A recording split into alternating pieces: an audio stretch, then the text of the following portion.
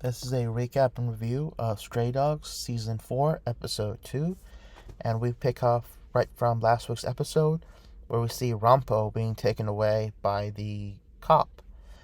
And we obviously see that from last episode we could tell that, he was up to no good, and Ranpo actually figured that out. We again see how smart and brilliant he is. He's always a couple of steps ahead of everyone else, just the way he managed to figure out the murder last episode, and just the way that he knew that this was not a real cop and was actually a bad guy. So he knew exactly what he was up to and where he was taking him. As the fake officer is taking him to his destination, Yukichi gets informed by one of the cops that they can't contact the officer that's taking Ranpo. And so he gets suspicious and he does some searching. He finds the cane.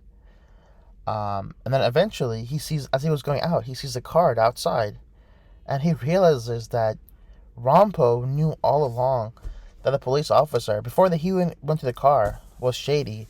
So he left a clue for him. And that just shows you how brilliant Ranpo is. And then we get to the warehouse scene between Ranpo and the officer, or the fake officer. And he basically tells them of their plan and how he foiled it and how his organization captured Ranpo just to see how he knew all that info.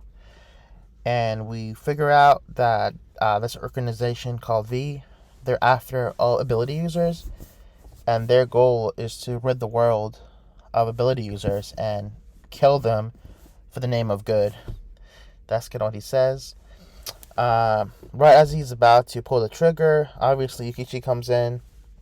He defeats everyone and saves Ranpo. And at the end, Ranpo is very sorry because, he got himself in danger.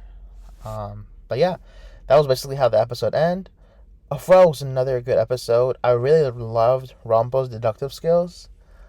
That really, made this episode for me. Overall, we'll give this episode an 8.5 out of 10.